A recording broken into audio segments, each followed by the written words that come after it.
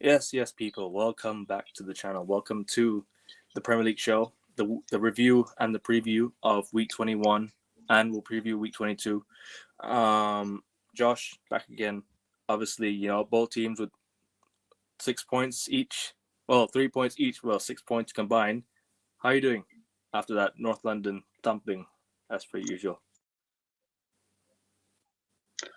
I'm very happy. Obviously, beating Spurs is always a good occasion, but I feel like it just demonstrates our attacking problems yet again. Um, we should have won back by a lot more than one goal. But 2-1 is very, very flattering to Spurs. Very, very flattering. And that's not trying to be biased or anything. It genuinely was. Like they should have been trounced about 5-1 if we had competent attackers. But yeah. Nah, fair play. I mean, great win. I needed you guys to get 3 points, and you got 3 points. Fair play, and good stuff. Obviously, it's always nice to win a derby. Always nice to win a derby against your local rivals. Like when we beat City, you gotta love it. Manchester's derby, North London derby, whatever it is, you just gotta win your derbies, and it's always a good feeling. When you take control of the city. I mean, not successful, not in terms of success, but when you win the game, that's when you kind of like take control of the city for the day. It's always nice. But yeah, let's get started because obviously it's been a busy week. Let's start with the North London derby because that was the biggest game actually.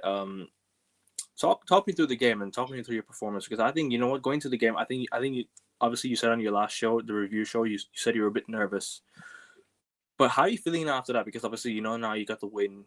It's kind of good to get the monkey off your back. To kind of like actually, or you know what I mean by that, the pressure off your back. That's what I meant. That's what I meant, monkey off the back. So yeah, good to get the win for Arsenal. And what are you saying? Because obviously, 3 points against your local rivals and Tottenham, Spursy, typical Spurs. What are you saying? You have lagged out a lot during that, but I get the gist of what you're saying. I will talk about the game. Oh, you kind of lagged out. Sorry. Dominating.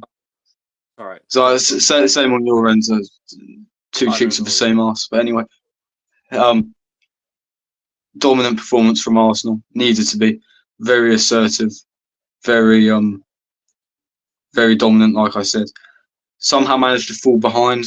Don't know how we managed that. I think Lucky goal. from a corner. Yeah, no. And Gabriel equalised. I don't care if it came down as a Solanke goal. Gabriel did all the work. And then Trossard with a winner, although Spurs' keeper should have done a bit better. So, not much to complain about, apart from the fact that yet again we made it harder than it needed to be. That's all there is to it. We closed the gap on Liverpool, who dropped points to Nottingham Forest, which we'll talk about later. Spurs are languishing in like 13th. They're having a terrible season, very much a cup side this year, as per. Not much to say really. It's just almost what you expected. Although I did think we'd drop points because of how bad we've been playing recently. The history of the Tottenham. Pardon? The history of the Tottenham. They, Yeah. I mean, it was kind of expected. I'll be real. I think I expected Arsenal to win the game, and you got the win. Fair play. Like I said, Arsenal deserved victors. I mean, you guys pretty much dominated the second half. I thought you took control of the ball. I thought Spurs were just they're a poor side. Like Ange is a good manager. I rate Ange. I think it's a very good manager. But it's just you know you can't be nice and manage a club and expect them to be challenging for trophies after such a more than almost 2 decades of a trophy drought, which is for me, I find it very very very absurd that Tottenham have gone this long without winning a trophy, because people nowadays consider a big six club in the Premier League, which for me I think is just bullshit. I don't think Tottenham are a big six club in the Premier League. I don't understand the narrative. I don't understand the gimmick. Tottenham are not a big six club in the Premier League. They can beat Man United. I don't care. They can beat Man United 2-3 times in a row. I couldn't care. I could give a shit about Tottenham. I myself couldn't give a shit about Tottenham. Like, they don't win anything. If they win the Carabao Cup, fair play to them. But it's their first trophy after 16 years. And people are on about they're a big club. They've done nothing in the 21st century. You know, like Tottenham need to start getting their act together. Because I remember that 16-17 Tottenham team. Like that Tottenham team was so fun to watch. It was proper fun to watch, and they didn't win anything out of it. You know, they made they finished second, right, behind Chelsea, who probably were the best team that year. Fair play to Chelsea. And they didn't do anything about it. So Tottenham, for me, look, they they can do all they want, but if they don't get the trophy at the end of it, what's the point of talking about Tottenham as a big club? 16 years without a trophy. Aston Villa are a bigger club than Tottenham. Villa are a bigger club. Leeds are a bigger club. Forest are a bigger club than Tottenham. So many clubs are bigger than Tottenham. People don't want to look at them because they're not in the position that they should be. Oh, but Tottenham finished in the top 6, and what? And what? They don't win anything. So it is what it is. I'm glad Arsenal won the game because as a United fan, about Liverpool. Liverpool top of the league. I want Arsenal to close the gap in Liverpool, and Forest did as well. What's your because obviously now Arsenal won the game. You spoke about the game. What's your feeling about after the game? Because obviously you're beating Spurs is always good, but what's your overall feeling like? Because now you're going into the weekend, you're facing Aston Villa. Talk us through your overall feeling and what you need to do now going into the next game. Well, I told you off screen that I was still concerned regarding our attacking play. You saw the amount of chances we missed. I think at one point we had to play Tierney on the left wing, and then we played Zinchenko on the left wing. I mean, that just screams to the lack of options we actually have. Only real attacking threat we had off the bench was Martinelli, and he's been poor for about 2 years now. So even though it's always nice to win against Spurs, as I said, it doesn't paper over any cracks for me because I still don't think we're going to catch up with Liverpool. I know that may sound quite pessimistic, but I genuinely don't believe so. I mean, Liverpool, they're going through a bit of a, every team has a rough patch during the season. I think this is theirs, but I don't think we're going to capitalise because we haven't done the last 4 times we've dropped points. I don't think. And ahead of this Villa game, I mean, I have mad PTSD from the game last season. It's a game that cost us the league. I understand. Yeah, so it's going to be tough. Unai Emery will always want to beat us, and with the lack of Saka, without Ben White's a big miss as well. But basically, it is just Saka really. Without him, it's going to be a really tough game. And it is. Do I think we'll win? Of course we can, but do I think we will? I feel like it will be a draw. I feel like Villa will frustrate us. That's how I'm feeling at the minute, especially with our lack of attacking threat. Do you guys have Nwaneri back for the week? Do you guys have Nwaneri back for the weekend? I don't know if he's.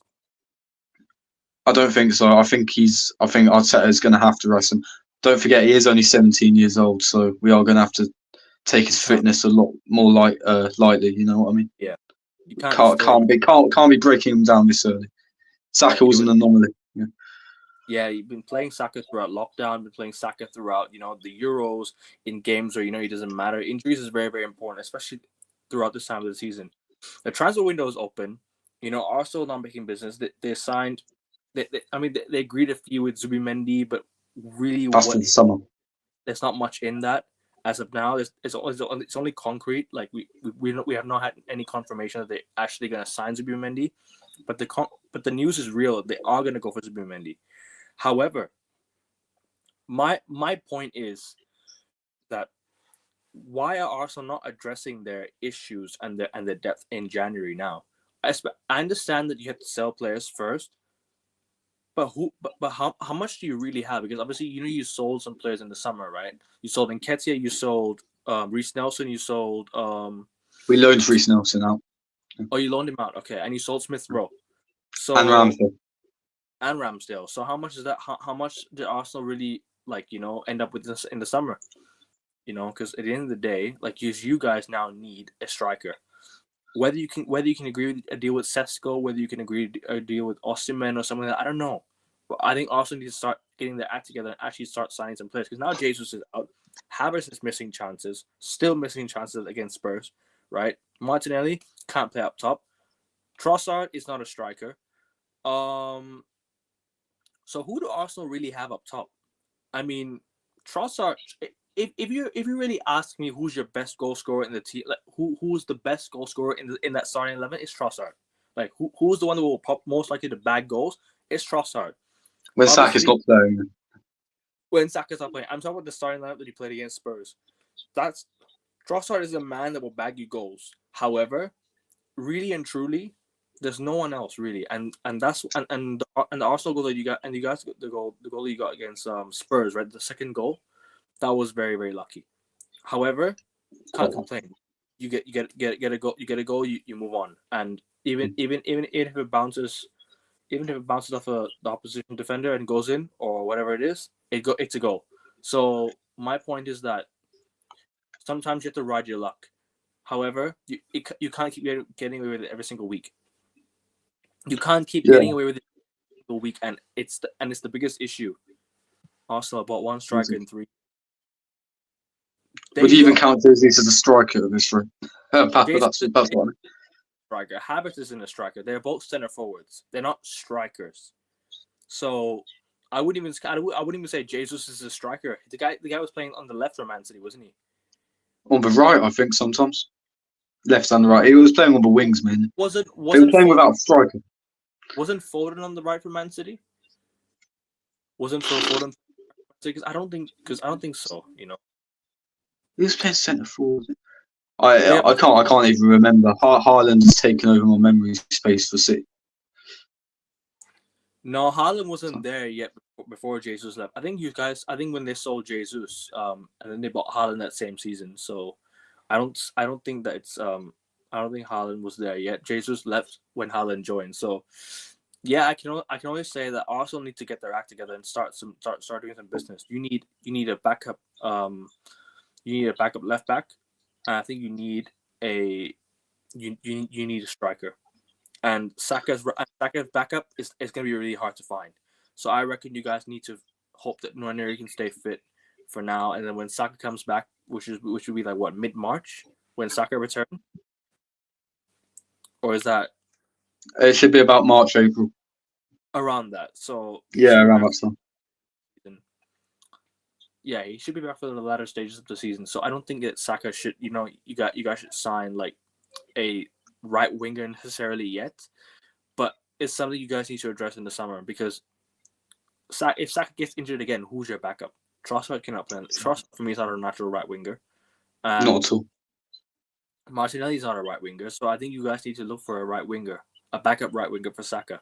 So yeah, I hear your frustration about your game of the weekend, and I hear your point, because obviously last season Villa ended your run right towards the season, and you guys unfortunately fell short of the league because of that result alone. So this weekend is important that you guys get the result, and hopefully you guys climb up the table. Cherky would be a good backup. How much would he be worth though? Because obviously Leon is selling right now, isn't he? Leon, if you know what it is with Leon, if they get relegated, they have to sell their players. True.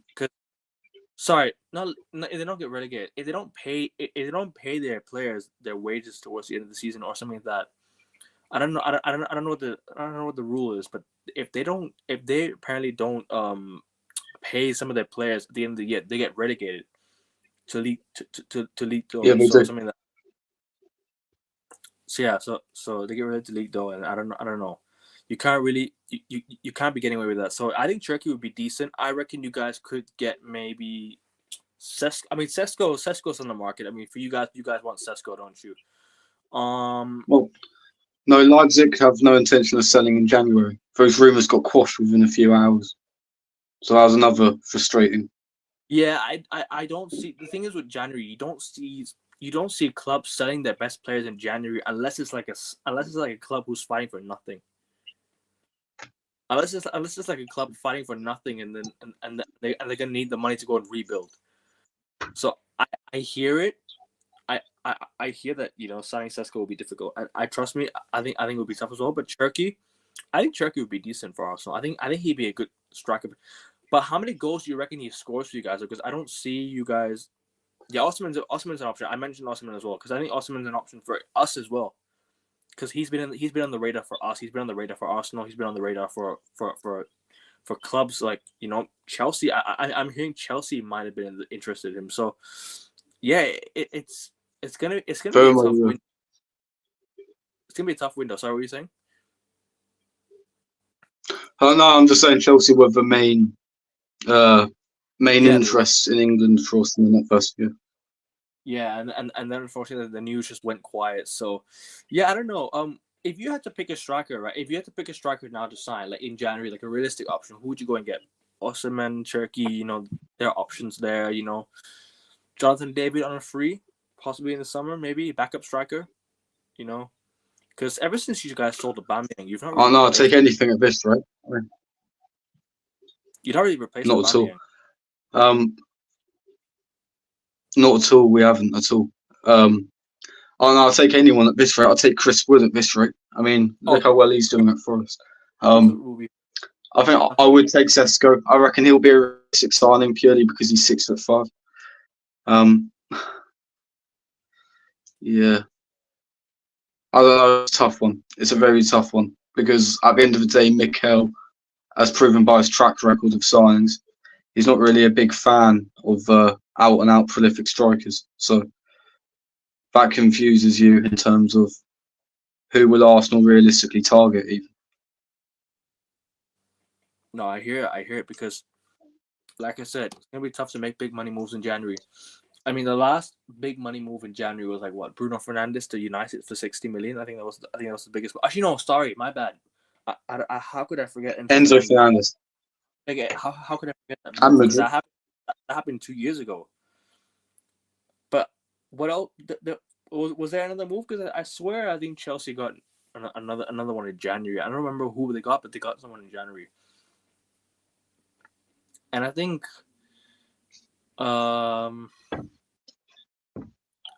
the last big money move to happen, the last big money move was Enzo Fernandez. That's all I can really think of off the top of my head.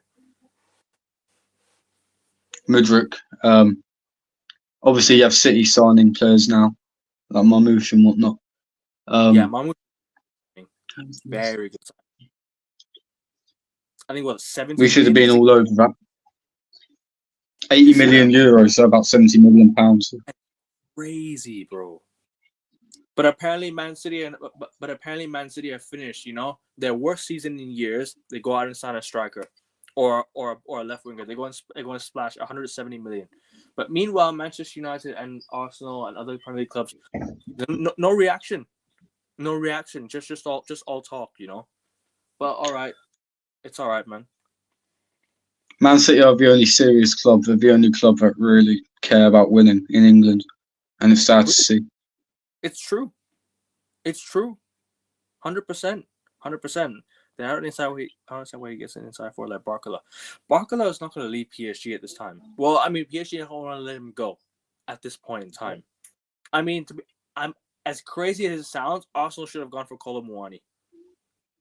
As crazy as it sounds, because I know he's not that great of a player. For a loan deal for 6 months, and then you go and sign like what a backup, sign a striker later on. Maybe that could be the case, No, but this is the thing, Akavin. These are stopgap signings. We've had more than enough stopgap signings. We need for finished article now. So we've signed way too many stopgap signings. Way too many. We signed Veghorst. We signed Sabitzer. Sabitzer should have been a permanent signing. Sabitzer was a very, very good player.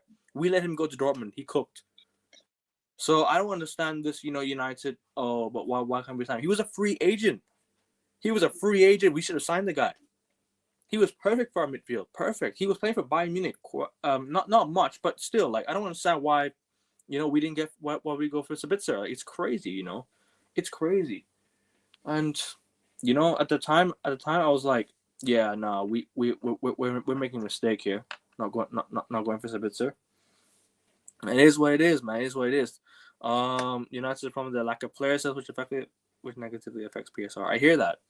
Now, because the thing is, we don't sell enough players. We let them go on a free. I'll tell you what happened 2 years ago. Yeah, we let Pogba, Cavani, Mata, Lingard, or was it Lingard? Yeah, it was Lingard, I think. Who else did we let go of? Phil Jones. How many players did we let go on a free and we could have made so much profit out of that? People are Same gonna with say, Arsenal. This was Eddie to a T. He was imagine. releasing Aubameyang from his contract. He was releasing Lacazette went off on a free. I mean, I those don't. two strikers we spent about £100 million on. To It's be fair, ridiculous. we didn't profit off of Cavani because we signed him on a we signed him as a free agent anyways. So I'm not really like mad that we didn't get anything for Cavani. But Mata we should have got something for. Matic I think we didn't get something for. You know, we so many players. Pogba we didn't get anything for. Pogba we let him go for free again to Juventus twice. I don't know who the fuck works for our football club. I swear to God, man, these people. I'm so glad they're all gone, man. They've ruined our football club for years. These men have ruined our football club for years. You know, and the way they operate upstairs in the board is crazy, and the amount of money we could have made that year, plus the Ronaldo thing. Yeah, we didn't even need to let go of Ronaldo. The amount of players we let go that year, we could have made at least maybe close to 100 million, short of 100 million. I would have sorted out everything, mate. Everything. Yeah. No worries, bro. I can see it. It's all right, man. I know it's a bit laggy in your end, but it's all right, man. Just say what you can say. It's all good, bro. Happens. Let's see if someone can get Cunha in the summer. Yeah, I think Cunha. I don't think Cunha. I don't see Cunha leaving anymore because he just signed a new deal, I think, with Wolves. So I don't think I don't think he'll leave yet this summer. I think maybe next summer when it gets cheaper. Because how much are Wolves gonna want for Cunha? Like they're gonna want at least like 60, 70 million for Cunha now. 80 million because he just signed a new deal. Rate, yeah. That's not gonna be a good deal for us. That's not gonna be a good deal for anyone like really who wants Cunha. I would like Cunha in my team. I don't think Cunha is gonna be it's gonna be all that. Unless Wolves get relegated, which is a possibility. Possible, but at the same time, like you know how football works nowadays. Because we could have signed. Because if Aston Villa got relegated right that year, we were gonna go for Grealish. Apparently, if Villa got relegated, United would get Grealish that year. So I don't know if that was the move that that could have happened. But yeah, I agree with you. Like I said, if clubs get relegated, they're gonna want to sell players. Like Leicester sold what Drewsbury Hall, the year I think they came back up. They sold players like Madison when they got relegated. So yeah, I think I think it's true what you say when a club gets relegated. Yeah, I hear 100%. But yeah, score prediction for this week. I'm gonna go with the Actually, before we talk about that, let's go through our let's go through the Villa team because obviously I think they just come off the back of a 1-0 win against Everton. 1-0 win against Everton. Yeah. So at the same time, they're gonna wanna I think they're gonna want to get something out of this game, especially after what they got last season. After winning at Arsenal last season, they're gonna want to get something out of this year again.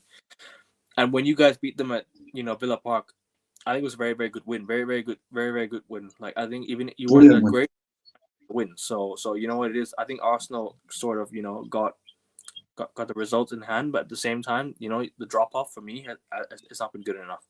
So who do you fear most from this Villa team, and what's your overall are you nervous for this game? Are you sort of what's your overall feeling like? Not just about Arsenal, but like about yourself going to this game.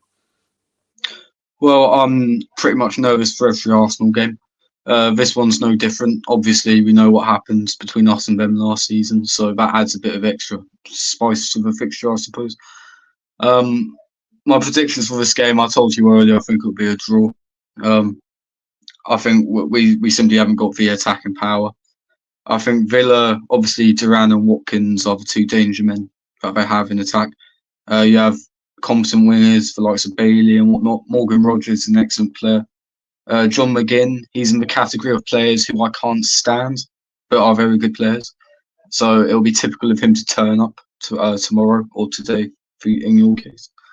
They've got a very competent defence as well. All right, they haven't always shown that this season, but they're guaranteed to turn it up against a so-called Big Six side. So I think it'll be a very tough game, which Arsenal will drop points in. 2-1 Arsenal. I reckon 2-2. Arsenal. I reckon Arsenal continue. I'm thinking 2-1 Arsenal or 2-2, but really and truly, I think Arsenal might just get the win. I think confidence boost might be a thing. I think morale might be there, because Villa have been on a rough patch lately. I think the more recent results. I think Arsenal have been on a more rougher patch. Sorry, I think both teams have been on a rough patch. But Emirates Stadium is tough to win. Are Arsenal not lost yet this season, haven't they? Not until the Newcastle game in the Carabao Cup semi-final, firstly. Yeah, apart from that, they've not lost in the Premier League, so I reckon you guys can still get the win. I think you guys will win. I think, obviously, you'll get one from a set piece. You'll get a goal from a set piece, and I think you'll score off an open play. It is what it is. It's typical Arsenal this season. They score one goal from set piece, or they score one goal from open play. So yeah, I think you'll do that again. But I mean, the last Villa sort of dropped off a bit this season, but at the same time, they've kind of picked up form again. So I don't know. It's gonna be a tough game. Very, very interesting game. So yeah, hopefully Arsenal get the win, because I want Arsenal to do well this season. Because I mean not do well in other cups, but in the Premier League, because I need you guys to beat Liverpool, right? So obviously I know you don't think you'll catch Liverpool. Yeah. I know you don't think you'll catch Liverpool, but at the same time, I need someone to stop Liverpool. So if whoever I trust most, it'll probably be Arsenal. So I need Arsenal to do something at the game. I need Forest to keep picking up results. So yeah, Forest continue your form, man. I need you and Arsenal to help us stop Liverpool. Arsenal win 2-1. Villa been good form the last month. SK, how many wins in a row have Villa got? Remind me. How many wins in a row? I'm not so sure. But yeah, we'll move on. We'll move on to. I think the United game. Actually, no. I'm sorry. No, not the United game. The Forest Liverpool game. Let's talk about that one. That game was, for me, was a good game. I think by Forest. I think Forest. I think a draw was probably the right result at the end of the day. I didn't see the Liverpool goal. I kind of fell asleep midway through the game, but obviously, I saw the Forest goal, Chris Wood scoring. Very, very nice finish. Cold finish by Chris Wood. And, I mean, to be honest with you, I did not expect Liverpool to win the game. I did not expect Liverpool to get anything out of the game. So, I think the draw was probably, the correct result. I think the draw was more the result that I think a lot of people had in mind. Liverpool winning that game would have been a massive, massive win, massive bonus for them that week. Because Liverpool winning that game pretty much seals the league, in my opinion. If Liverpool would have won this game, if Liverpool win, if this is where I think Liverpool win, yeah. If Liverpool can beat Man City at the Etihad, right, and go to Stamford Bridge and win, I think the title is theirs. The title is just theirs. There's no stopping Liverpool. If Liverpool can go to... Actually, I'm lying. Villa Park as well, I think. Have they played at Villa Park yet? I'm not so sure. No, they haven't. They played at Anfield earlier on. Villa Park. Yeah. Villa Park is another place.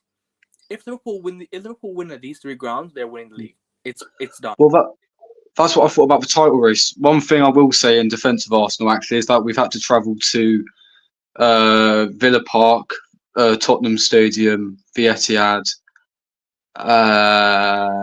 Stamford Bridge, and St James's Park, and that was before the last international break of the year.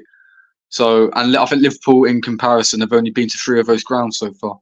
So I think that they're in for a rough ride.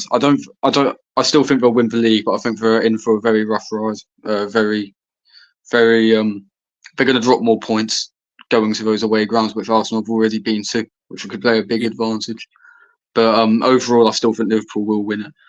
But they will scrape by, is what I'd say.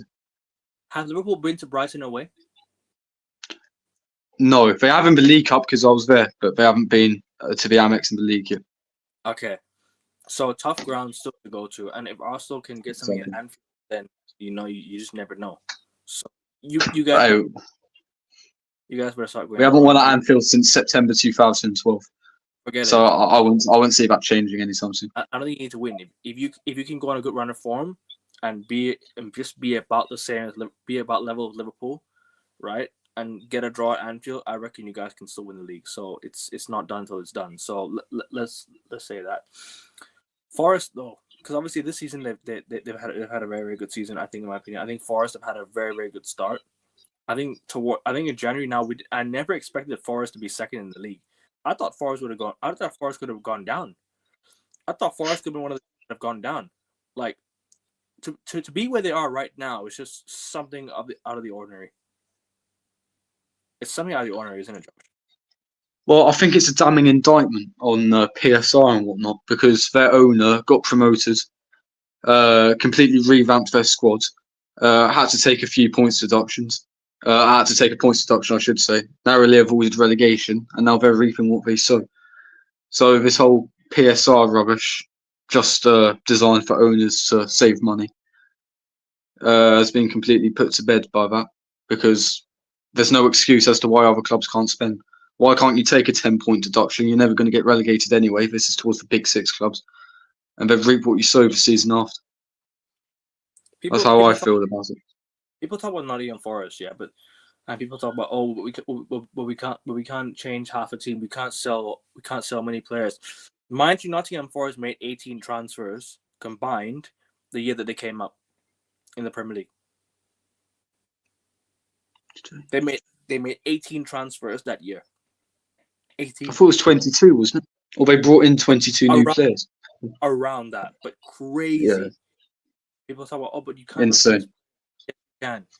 Yes, you can. It's crazy how a lot of fans love to make excuses. But United can't sell players. United can't do this. United can't do that. We can't sell the whole team. It's not realistic. Yes, we can. If you're a big club, you should be able to do it. Doesn't matter who you are. Really doesn't matter who you are. And yeah, I just think Forest. Big up to Nottingham Forest. I'm not giving them much credit this year, but they're there where they are this season because they deserve to be where they are. Like, look at the recent results they've got. Liverpool at home, draw 1-1, fair result, right? You go to Old Trafford to win, not that impressive this year because obviously United have been shite, so not that impressive. You go and get a result. Wait, did you beat Forest? You beat them 3-0 right at home. Yeah, same as City. I think are they the only 2 away games they've lost this season? Have Man City played Nottingham Forest this year? Yeah, they won 3-0 at the Etihad. Chris Wood missed an absolute sitter at 1-0. Right. Could have been different. Right. Nottingham Forest lost at Etihad 3-0. Who else did they play? Chelsea. They got a draw at Chelsea, didn't they? 1-1. Yep. They beat Spurs. Obviously. I think they beat Villa as well. I can't remember that. But at the same time, look, the results they're getting, fair play. Like, you just can't knock it off. But it's about continuing the consistency. And, I think Nottingham Forest, I don't know if they'll be there by the end of the season. If they can get European football this year, I think it'll be very, very impressive, though. I think they'll be very, very impressive. I think Forest getting European football would unlock so much for them to see. It would unlock so much.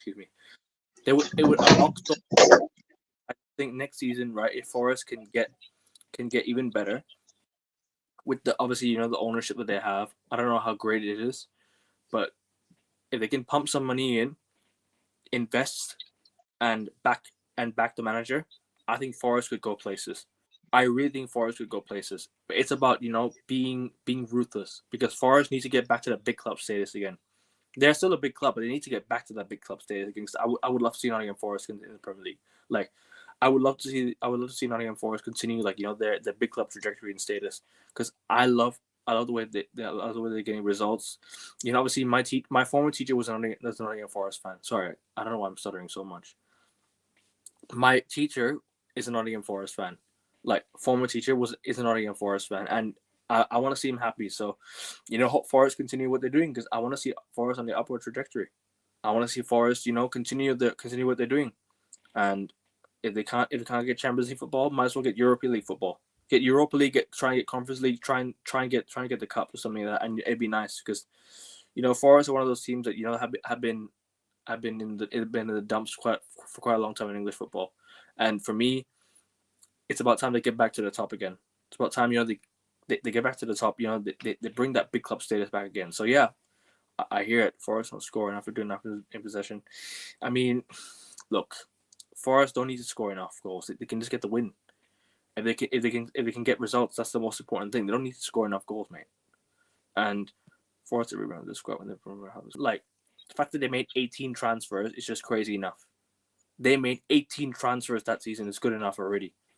Also, Forest really lucky. The relegation teams are horrible. Well, at the same time, you gotta hope what's you gotta ride your luck. Gotta ride your luck, and Forest rode the luck and they got it. Last season Well, they got their point. But didn't they get a points deduction last year as well? They did So as well. they shouldn't have been anywhere near there, regardless. Yeah, they shouldn't have been anywhere near there as well. Exactly, it's sub bad older players that make a lot of money. But who was making a lot of money at Forest? I think he's on about United, like with Massa and Phil Jones and whatnot. I'm not sure. Nottingham Forest defensively. Yeah, they have been very good this year. I can't lie. I think Aina's done well. I think Murillo's done well as well. Who else do they got? Who's the other guy? Who's the other guy in the defense? I'm forgetting his name. It's who's that guy that plays for Forest? I'm forgetting his name. Is it a left back or is it another center back? I'm forgetting his name. I can't butcher it. Can someone remind me in the chat, please? Because I can't remember who it is. Milenkovic. Thank you. Milenkovic. Very, very good player this year. Very, very good season so far. I think done very, very well. Ola Aina obviously doing well at right back. Forest have a decent core there. So yeah, like I said, they have to build on from this, and I'll see them, hopefully at the top one day again, competing in Europe again. Maybe one day we'll see. Similar to Villa, who almost got relegated. Like I said, yeah, I mentioned this earlier, bro. Like I said, Forest could have been. If Forest had got relegated, if Leon gets relegated, Villa gets relegated, they sell the best players. Simple as. Chris Wood goes, Milenkovic goes, Ola Aina goes, a lot of good players go. So yeah, at the same time, I hear it, and for me, even Matt Sells, who's the keeper, will probably go. So yeah, no, I hear your point. Completely. Because Villa could have sold Grealish for 40 million if they got relegated. If what do you call it? Because obviously, Leicester got relegated. They sold Madison to Spurs, right? They sold Madison to Spurs. They sold who else did they sell? They sold Shrewsbury Hall when they came up, but that doesn't really count as relegation because they just came up. So yeah, I'm just saying a lot of teams sell their best players when they go down. So that's what I mean. So I think for us, the turnaround's been good. Big up Nottingham Forest. And yeah, but let's speak on Liverpool because I think Liverpool have had probably the best starts of the year. I think they've had the best season so far. They probably had the best season. I think for any manager, any new manager really. I think Arne Slot's just come in and just started off the bat I think he's only had one loss this year. Sorry, 2 losses this year, but 1 loss in the Premier League. What do you make of Liverpool so far? Because they've not been playing amazing, but they're getting results. They're convincing. That's the hallmark of champions, I should think. I mean, to win that consistently when you're not playing particularly well. I mean, that's just what champions are made of at the end of the day. I think Agassia said to me a few streams ago that that's what they did back in 1920. Just it may look like they're scraping by, but the actual performances were so dominant that the scoreline doesn't fully reflect the way they're playing. And like I said, I do think they'll win the league this year. I think they deserve to win the league this year. I don't think Nottingham Forest are fully sustainable, and you know what Arsenal are like, and Man City have completely thrown it away. So I think it's theirs to lose by far. And if they don't win it this year, they'll be absolutely kicking themselves. No, I hear it. I mean, they're only 4 points ahead of you, but they have a game in hand. So that's the only thing. So Liverpool need to be consistent. They need to keep up their form. They need to get results when it matters most. Because when it comes to the latter stages of the year, we don't know who they're going to play. We don't know what their fixture is going to be like. Because obviously, they're still in the FA Cup.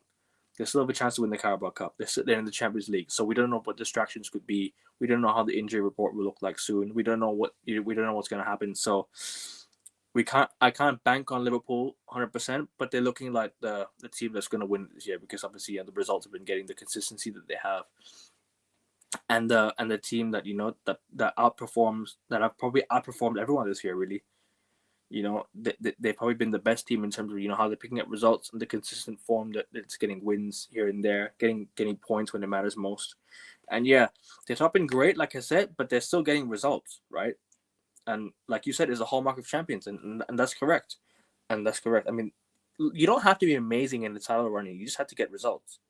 Wherever you go, whoever you play, it's about getting the results when it matters most. You don't need to be perfect. You need to scumbag a win. Like Man City have not been perfect in most of their games in the title running. I remember when they took the lead to go back on top of the league. Yeah, I remember that 2 years ago, 2 seasons ago. Yeah, when they took the lead on top of the league. I remember they beat they kind of scumbagged the win against Fulham 2-1 away, and that was the day that the Man City took the league. So that was the day that they kind of like scumbagged it. That's what I'm trying to say. They don't need to be perfect in title run-ins. They do not need to be perfect in title run-ins. They just need to get results.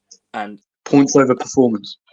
exactly. And I remember Man City beating Crystal Palace 1-0 in like a title run-in. I remember like Sterling scoring a goal. So yeah, like I said, like you say, it's a hallmark of champions, and yeah, they're on the right path. But they played Brentford away, who did, and we'll speak on Brentford Man City because that game right was probably a very very very tough game. City drop points again.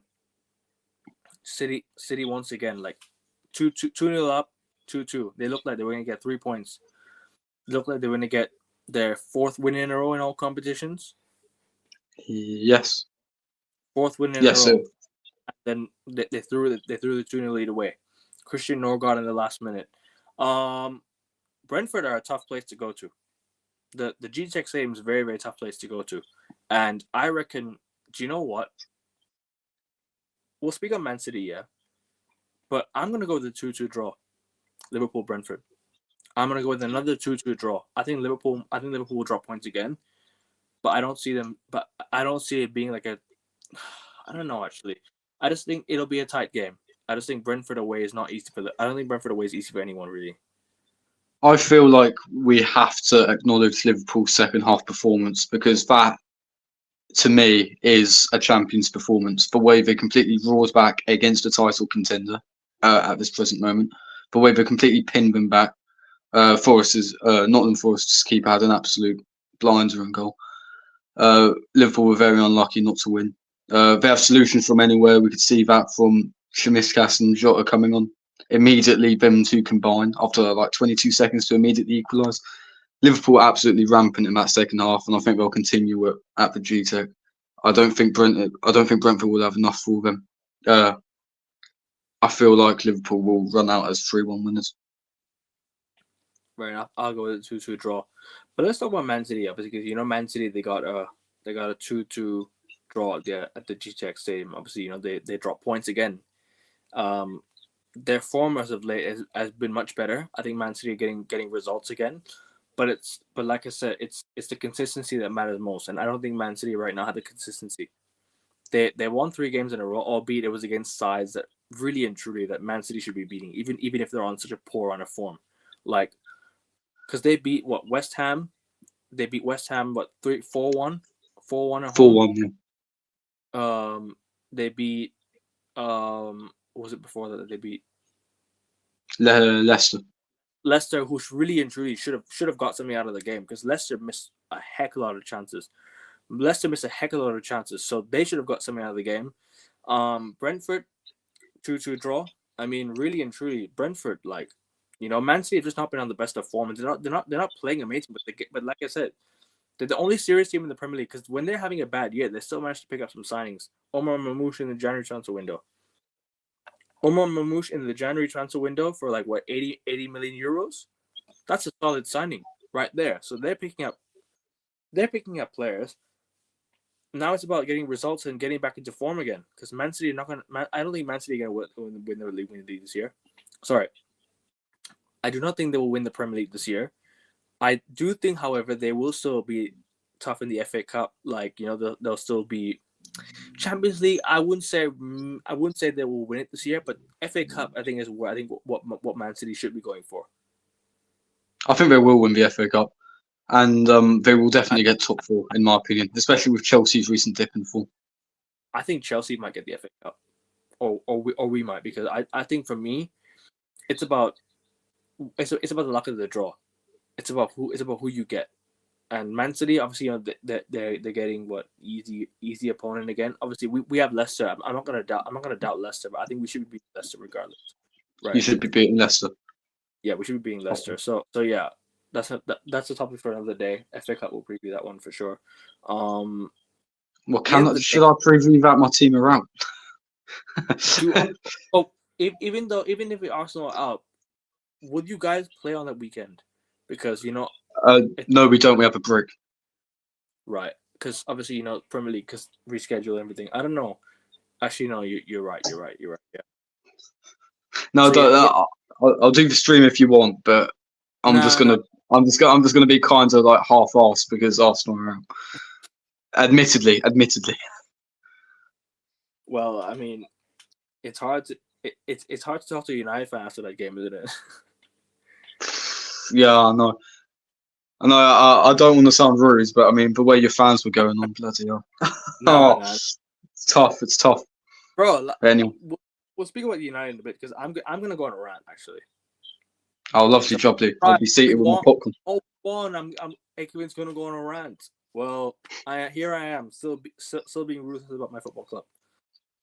Still being ruthless about my football club. So we'll get to that in a bit. Save that for the last. And like I said, obviously, Man City not picking up results. Where are they playing this weekend though? They're playing with Ipswich Town away. Ipswich Town, kind of a tough game. Yeah, but I think City will come up with a win. I reckon They'll win. City will win about 3-4 now. I reckon City will scrape it. 2-1. I think City have not been because they don't look convincing, but they can still pick up results anytime, any day. So if they're clinical, if they can take the chances, because when Haaland gets the chances, he hasn't been taking them recently. And I know City have not been getting results. They've not been getting amazing results. They got 3 wins in a row, no comps. Drop points to Brentford whilst being 2-0 up, which they shouldn't have, in my opinion. Still, I reckon City should be getting the result. Sorry, I can't even talk. I reckon Man City should still be getting the win this week on the weekend, and hopefully, they don't, but they probably will. I'm gonna go to the 2-1 Man City win. I don't really have much to talk about Man City because obviously they've just signed Omar Mamouche and Haaland. Oh, I forgot to mention Haaland. City have given Haaland a new 9-year contract. 9.5 year. I think was it 9.5 year contract till 2034. Yeah, it was. Yeah, 9.5 years. So yeah. Look, Manchester City, right?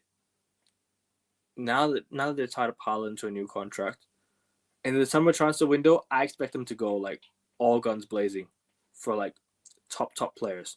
Like, expect Man City to be mentioned names in summer window, like with the links of Wirtz, Musiala. Expect them to be there. Expect the names to be there. They just they're talking to Andrea Cambiasso as well. Or was it Andrea Cambiasso? Yeah, it's Andrea Cambiasso, right? That's the name, yeah? I think it is, yeah. They'll be going for the likes of Jeremy Frimpong and everything. It's going to be a disgusting summer. It'll be on par with Real Madrid summer 2009. Although, actually, no, in terms of the money spent, but not in terms of the caliber of players, admittedly. Because I don't know if Juventus are going to sell. I don't know if Juventus are going to sell the guy. Yeah, but apparently, like Juventus now are talking to Man City about potentially getting a deal done with Manchester City. But I don't know the truth in that. At the same time, they need to do something about it. Yeah, Andrea Cambiasso is his name. Yes, the left back at Juventus. So yeah, they need to get something done about that. I hope they don't get it done because that would be a really, really good sign for Man City. But at the same time, it is what it is. If they do it, they do it. And yeah, I'm gonna go the 2-2 draw against. I'm gonna go the 2-2 draw. Sorry, 2-1 win Man City. 2-1 win Man City. Why not? 4-0 Man City. Fair enough. Do you think McKenna gets sacked? I don't think Ipswich will sack him. It'll be like Sean Dyche at Burnley in 2015. Even though they got relegated, they stuck with him. I feel Kieran McKenna. they'll still believe he's the best man for the job.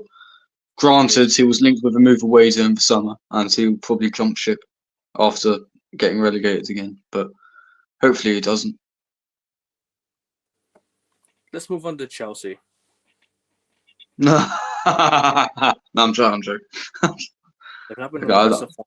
They've not been in the best of form as of late. Ever since Maresca said, ever since Enzo Maresca said that they be in a title race, yeah. Well, they're not in a title race. Sorry, my bad. No, yeah, he said they're not in the title race before they played against Everton away, which would have had them top of the league before Liverpool's game. And then how many points? And how many points are they off Liverpool now? What, 10 points with a game in hand as well? They've got about 2 points on 12. Crazy. How have Chelsea done this to themselves, man? Like the fall off, right? Chelsea start of the season, I think it's been very, very good. I think Chelsea have had a good season so far. It's just about the results of late have not been good. They've had one win in 5 games, 1 win in 5, 3 out of 15 points, which is mad to even think about because obviously Chelsea been a team that's been close to Liverpool, Arsenal as well, but the points drop is just not going to help you guys and Chelsea. So I do expect to get a result against Wolves at home. I do expect Chelsea to do something at home this weekend because I think it's about time Chelsea get 3 points again. It's about time, Chelsea start picking up form again because I think they're out of the top 4 right now. If I'm not mistaken. I think they're out of the top 4 right now. I think Newcastle overtook them, didn't they? Yeah, I think Newcastle. It's Newcastle right overtook them. So yeah, Newcastle. I think Newcastle 4th now. I think they are. I think they are. It's Liverpool top, Arsenal 2nd, Forest 3rd, Newcastle 4th, I think. So yeah, Chelsea need to start picking up results because Newcastle are on a run of form. They're on a crazy run of form right now. Newcastle on a streak that I think they've not been in for a long time. And this is something that I didn't expect. Not for about 70 years now. I did not expect this from Newcastle because I thought Newcastle would be inconsistent and I thought they'd finish outside top 4. And looking at the way they're going right now, Isak's scoring goals. Gordon's playing well. You've got a solid core of a back line there. You've got Isak, Gordon, the two players that I think for me will get Newcastle back to the Champions League possibly because Newcastle last time were robbed of the Champions League against PSG. In my opinion, at least, I think they were robbed. But that's another topic. Never a penalty. That's another topic for another day, in my opinion. But at the same time, Newcastle getting back to the Champions League possibility. Yeah, Lewis Hall, good player. Livermento, yeah, they have good players. They have a good core there. What are you saying, bro? Well, I knew that they'd be back in Europe this season because they don't have any European football, which was helping massively. They've got a brilliant midfield. They've got a really good attacking unit. They've got a good defense as well. They've got a really solid team. But I still expect City to get it over the line in the end. In terms of the top 4. You think Man City will get top 4? I still think they will, yeah. I mean, I cannot fathom Pep Guardiola finishing outside of top 4. I cannot comprehend Pep Guardiola in the Europa League. It just does not compute. I think football would crash that. As well. Sonali as well. That's what I meant by their midfield. Bruno Guimaraes and Joe Linton. Oh my word. Joe Linton, I wouldn't say Joe Linton, but I say Bruno Guimaraes and Sonali is a very, very good pivot there. It's a decent pivot right there. So yeah, you've respect Joe Linton, man. He's an absolute fuck, but he's a good player. Completely reinvented himself after. I can't stand the guy, but he's a bloody good player. I'll give him that. He's done well this year, and obviously Newcastle now they need to start investing in the summer, start investing in players that they can help them elevate them, because they've got the money right there, they've got the ownership, they just need to start becoming serious, because they have the fan base. They need to start acting like a big club again. Or not a big club, but acting like a club that's the richest club in the world, because they're not acting like it. They're not acting like it. So yeah, PSR is preventing a lot of clubs from spending money. But I was thinking about Jacob Murphy. It's the amount of money that they put in the pockets. Sorry, it's the amount of money that they take out of the pockets and put into the football club, and they've not done well with that. So yeah. Jacob Murphy is a very underrated player. Yeah, Gordon Isak. Yeah, I was thinking about him in my head, and I was thinking Harvey Barnes as well. What a backup to have off the bench. Brilliant. Yeah, and I think Newcastle will go for more. They're gonna go. They're gonna go for more, and they're gonna value Isak at a very very high price. I don't know who's gonna go for Isak, but I don't see him. I don't see him leaving Newcastle next season. I think he'll stay. I reckon I he's. think it depends on if Newcastle finish in the top 4. I reckon they should. I reckon Forest will drop out. I think Newcastle will finish top 4. I think top 4 will be in Man City, Arsenal, Liverpool, and Newcastle. I think Forest drop out. I don't see Forest going on. I don't see Forest's run being sustainable towards the end of the season. I see Forest maybe getting top 5, top 6. With the way things are going, I think inconsistency can kick in. So I'm not really I'm not gonna bank on Forest to get top 4. Maybe they can, maybe they won't, maybe they might. We'll see. But I see Newcastle with the form Newcastle are on is insane right now. But sorry, what were you gonna say? I'm just saying that was the exact discourse going around Leicester City at this stage of the 2015-16 season, and we all know what happened there. So people Leicester weren't gonna make top 4, but they're going up against Liverpool, who are juggernauts. So I don't know if they're gonna be able to do it. But Chris Wood, can he sustain? Can he keep up the form? Can Forest's back line, be solidified? We'll see. And I hope they do well. I want to see Forest do well, but I just don't see it at this rate. I just think Forest might drop out because I think Newcastle are more consistent. I see Arsenal a bit better. I think Chelsea. I think Arsenal a bit better. Liverpool are also a bit better. So yeah. So I don't know. I think Man City will also finish above them. So we'll see about that. But yeah, what's your score prediction for the Chelsea Wolves game? We didn't speak much about Chelsea. Wolves are in a bad run of form, aren't they?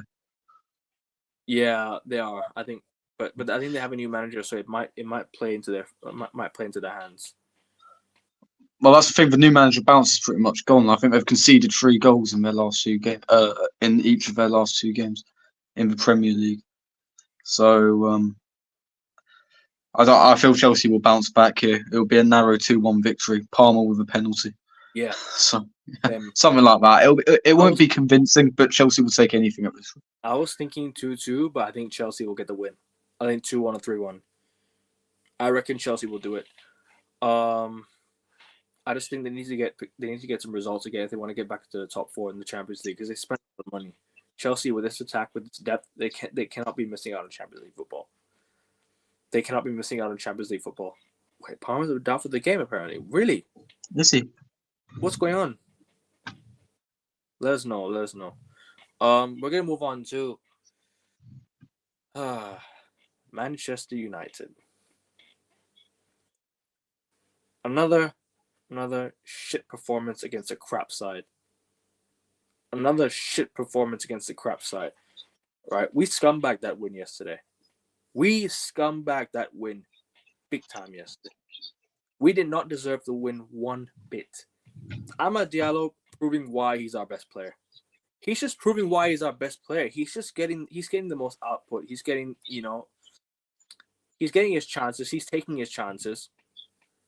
He's been given the opportunity to play in the first team for United, playing at right wing back. Yeah, and he scored a hat-trick. Yeah. All praise to Amad Diallo, but shame on the rest of the team. A huge shame to the rest of the team because that performance yesterday was terrible against the Southampton side who have been shite all season. Who've been nothing but shite all season, 6 points. And you put in that performance? You want to put in that performance against Southampton at home? Conceding off another corner again. What's happened to our set piece defending? What's happened to our set piece defending this year? I'm enjoying this. Carry on. I want to know because we're conceding set pieces. We're conceding set pieces galore. We were lucky not to concede against Van Dijk at Anfield because Van Dijk's a big fucking tall defender. We could have conceded on another day. We could have conceded against Van Dijk, but yesterday that performance was a hall of shame. Yeah, everyone can leave that pitch with some shame. The celebrations I saw after the game yesterday were shameful. Yeah. No shame. Yeah. United, yeah. just absolutely fucking taking the piss out of every single game they've played this year. The big games they're playing well, but it's these games that matter most, and you don't get results. You can't get results like this playing like this. You can't. You just simply can't. We're lucky Southampton are a shit side. We were lucky because if it was like for example Fulham or Brighton, we would have lost that game by 3-4 goals. We would have lost that game by 3-4 goals. It took us to the 80th minute to score a goal against Southampton. It took Amad Diallo 12 minutes to score a hat trick and turn the game around for us. It is crazy. How are we getting away with performances like this on the pitch? And Ruben, I want you to succeed, but I need to call you out sometimes, man. Your team selection is a bit like kind of crazy, right? Why are you still persisting with Menu and Ugarte pivot? It's not going to work. Menu cannot play in the 6. He's not a 6. We're getting run through every single time he plays in the 6 next to Ugarte. And our defense yesterday was so poor. We could have conceded a lot of goals yesterday if it wasn't for Onana. The amount of chances Southampton had yesterday, I wouldn't have thought they would have had those chances. And I can't lie, I expected too much from the game yesterday. I shouldn't have. I thought we were going to smack them yesterday. But we didn't. We got a 3-1 win thanks to an Amad masterclass. An Amad Diallo masterclass, who was the only player that deserves any ounce of praise from yesterday's game. Because the rest of it, we were handed that win on a silver platter. We were handed that win on a silver platter. And that, for me, is why I do not think Manchester United will do anything in the Premier League this year. We don't deserve to be top half, right? We don't deserve to be... we deserve to be where we are for a reason. We deserve to be where we are for a reason, and I'm not happy with this at all. I've been really, really upset. I was upset at pretty much every single player yesterday. Even Ahmad before the goal was having a shocker. Even before the goals he scored, he was having a shocker of performance, and that for me is something that I do not want to see from anyone at United. Yeah, Southampton is a team that's on track for the worst points record in Premier League history, and we can't even score more than 3-4 goals. Garnacho, oh my days! How are you missing that chance in the first half? That's a chance you should finish. Højlund is absolutely gash. He's gash. He does nothing all game, bro. The guy is not a good enough striker. Xerxes comes off the bench and does more than Højlund all game. Changes the game, changes the way we play, changes the game for us. Xerxes is a better player than Højlund. Mark, I don't care. I couldn't care less. Xerxes is a much better player than Højlund. We saw it at the Emirates last week. Højlund offered nothing. Xerxes comes off the bench and does more than Højlund does. So my point stands. We cannot persist with this attack. This attack is so lackluster. Ahmad on the right wing back, Bruno Garnacho and Højlund as your front three. Is that how you're gonna persist with it? Because that for me is not gonna work. That's not gonna work. It's not good enough. It's really not good enough. And I'm sorry, like you can't be going to games playing like this. If we go into the weekend playing like this against Brighton, we're gonna get smacked. We're gonna get walloped on the weekend. We are going to get walloped on the weekend if we play like this against Brighton. It's a disgrace. It's a disgrace how we came out with a win yesterday. And credit to Southampton. I thought they played well. I thought they played well yesterday. Credit to them. But no credit to us because at the end of the day we should be beating Southampton regardless. Listen, 3 points is 3 points, but we can't be playing like this in games. It's not going to work. It's not right. We go into games with this mentality, with this level of play. It's not good enough, man. I'm sorry. Not good enough. And they had a few shots on target early on. Onana with a double save, that could have been 1-0. Southampton should have been 3-0 up in the first half. It's not sustainable. It's really not sustainable. If we go into the weekend playing like this, we are going to get smacked by Brighton once again at Old Trafford. We've lost 2 in a row at home against Brighton now. 5 goals conceded in 2 games against Brighton at Old Trafford. Yeah, if we do not win this game against Brighton, oh Lord have mercy, we could go back to where we were. Go back down to where we were. Who do Spurs play again this weekend? I can't remember. They play away, don't they? Everton. They play Everton away. Everton away. Yeah. They'll probably win that one. So we'll see. Have we We'll just see, man. completely skipped through Man United now? Gone straight to Spurs. Oh man, yeah. I just seen this. Dennis Law just passed away. Nah, that's tough. Who? Dennis Law, United. Oh, Trinity. blimey.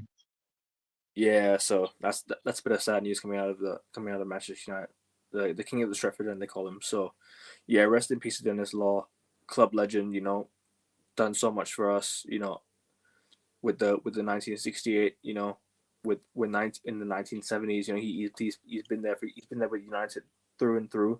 You know, he's a Red through and through, and obviously, you know, he'll live long in our hearts. And yeah, rest in peace to an absolute legend. And you know, he's a part of the United Trinity as well. The best Lord Charlton, the United Trinity, the best trio in United's history, in my opinion. The best trio in United's history. He was a part of it. Best Lord Charlton. Didn't he relegate Man United as well with Manchester City back in like 1974? I genuinely think he did. I think he did. And you know, and you know what's funny about that three? I think all three players won the Ballon d'Or. Best, Law, and Charlton all won Ballon d'Ors. So Decent record, isn't it? All three have passed away, and all All three up of in them, heaven. yeah, up in heaven. So rest in peace, and you know you'll be falling up there with Georgie, and Sir Bobby as Bobby. well. So yeah, rest in peace, Dennis Law. And I would have played Manu in 8 and the 10. Yeah, but Ruben really pisses me off with this team selection sometimes. But at the end of the day, we got the win. So I mean, I'm not complaining that we got 3 points. I'm just complaining about our performance. Not good enough. It's not sustainable. It's not sustainable, man. It's not sustainable. Southampton were the better team by far. They were the better team by far. It's not even close. It's not even close. What are your thoughts on United, bro? Because obviously I've reiterated, and you can have your say. Well, I may need to double check this, but I'm fairly certain that Southampton are at least on equal points, or perhaps even worse off than Derby County were in 07-08. And you let them play you off the park like that. I mean, you're lucky you had Ramsdale in goal, otherwise you probably wouldn't have scored. So, it's you were absolutely terrible. You were so poor, but I still knew you'd win. I knew it would be a typical United comeback. It would be one of those because Southampton are such a shit side. Bro, Excuse my French. Such a poor side. They have no place in this league whatsoever. We were lucky that it's just Southampton. We were lucky that it's just Southampton. Like I said, if it was like a Fulham, a Brighton, or a, what do you call, or maybe even how do you call it?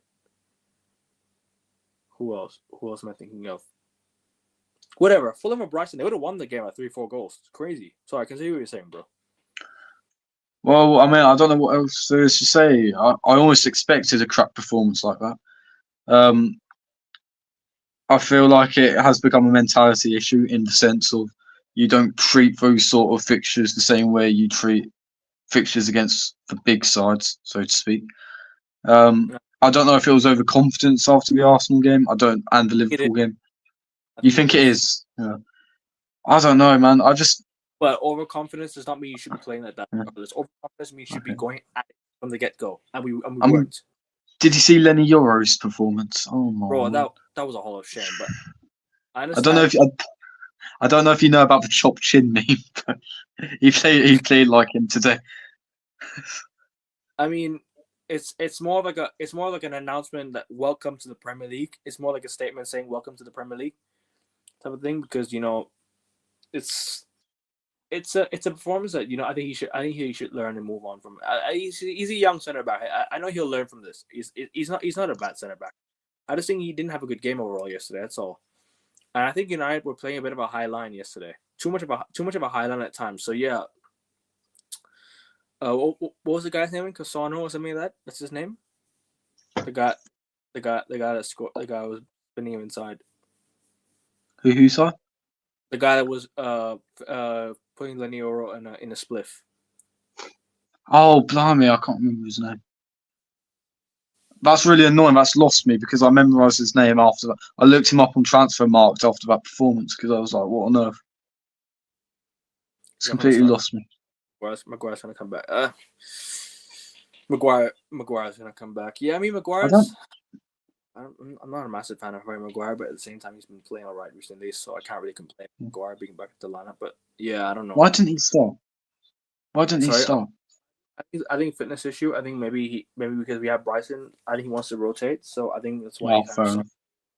because you don't want to start the same players every single game. You have to try and rotate because I know we don't have that great of a squad, so don't be surprised if you see names that that you don't expect to see in the team sheet because obviously like it's because we had an academy yesterday. We had an academy player on the bench yesterday. I forgot his name, but it sounded Japanese, but he's not Japanese. I don't know what it's called. I don't mean to sound racist or anything, but I don't know what he's called. I forgot his name. It's like Kokoko or something. I forgot his name. Something I forgot it. So yeah, at the end of the day, I don't know, man. I'm not so sure. I just think we Kukoni. Thank you. Kukoni. Yeah, that's his name. Kukoni. Yeah. And what was the guy that was spinning Lenny Euro inside out? I don't know. What's the geezer's name? I forgot his name. And I'll take him at Arsenal, though. Of course.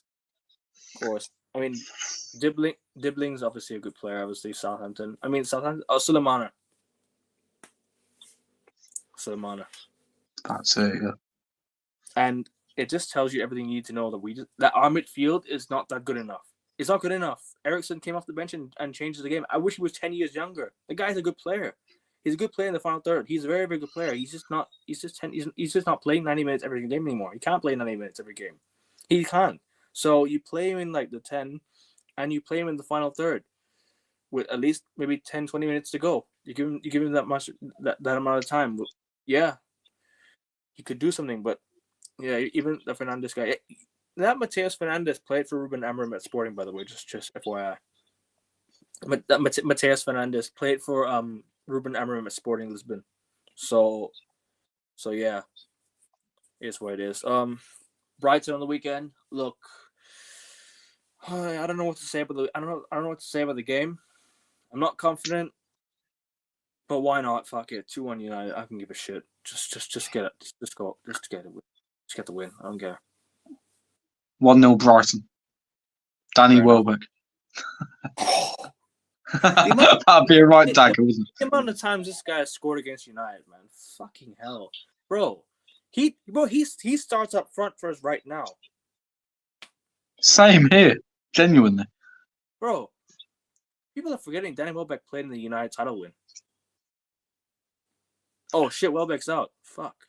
Oh, João Pedro 1-0 then. Yeah, João Pedro. I think he's got 2 Premier League medals, 08-09 and 12-13. Because he was on loan in 10-11. And he was on loan to Sunderland, so yeah. Yeah, he does have 2 Premier League. Actually, I think he was too young in 07-08, wasn't he? I don't know if he came through in the first team in 2007. I don't know if he's a part of the team. But I think he was. But he definitely 8 and 9. Yeah, he was there. He scored a goal. His debut goal, and he scored as well. Stoke. He scored against Stoke. Banger of a goal. It was a mishit. It was a mishit toe punt in typical Welbeck fashion as well. I think it looked like a knuckleball, but I don't know what it is. I think you're right. He could have mishit it, but yeah, it was a great finish. Off the bar in top bins. Yeah. 5-0 win over Stoke. October 2008. Ronaldo 2 free kicks in a row. That was his 100th goal. No, November. 100th goal for United as well. So yeah, it is decent game. So I hope United get the win on the weekend, and we'll see. We'll move on to Rangers, and I'll preview that. We'll do a Champions League show. I'll get you on for the Champions League show as well if you want. Thank you, but I'll have to represent the Champions League teams, wouldn't I? No, yeah, it's more of a nah. It's more of a UEFA sort of show. So we'll talk about UEFA, like English teams in UEFA. We'll talk about the best games in UEFA the game competition that day. So yeah, sorry. Let me speak again because my fucking stuttering is horrible. We'll talk about the best fixtures on the UEFA competitions on that day. So what day would that be, by the way? Sorry. That'll be on a Tuesday, Wednesday, I think. It's Tuesday evening. So, okay, I should be all right for that. I do have an exam that day, but that'll be beforehand. That's all right. We can do it afterwards. All good. All good. All Sweet. good. So yeah, we'll wrap it up here, people. Premier League predictions, preview, review is now done. I'll be back in a few minutes. NFL show previewing the divisional round for the weekend. And it's gonna be interesting because a lot of good fixtures, a lot of tough games. Obviously, last week we previewed the wild card, rounds, and we talked about the Patriots. So we'll definitely talk about the divisional round and the wild card review. So yeah, we'll talk about that. And yeah, it's been it for today. Thank you, Josh, for coming on once again, bro. And massive congratulations to Arsenal on the win in the North London Derby. Congratulations on beating your relegation rivals as well. Appreciate it. But we'll probably see them again next year. Well, I don't know. No, I won't go that far. You aren't quite that crap, but yeah, that Xerxes potential ban for the celebration he did. The game has really, really gone soft, hasn't it? It's really, really gone soft. So it is what it is, man. Better school. Hoyland. Yeah, bro, Hoyland is shite anyway. I mentioned this, so he's shite. So yeah, Xerxes. Hopefully Xerxes starts, get his confidence up, and yeah, it is what it is. And yeah, we're gonna wrap it up here. Make sure you guys like the video. Make sure you guys subscribe. I'll be back in a few minutes for the NFL show, so make sure you tune in for that. And thank you once again, Josh, for hopping on. And I'll see you for the Premier League review on Tuesday, and we'll preview the Champions League as well. I'll see you for that. Look forward to it. 100%, bro. Take care, man. I'll see you guys. See you guys in a bit. And yeah, come on, United, get the fucking win, and yeah, see you. Take care.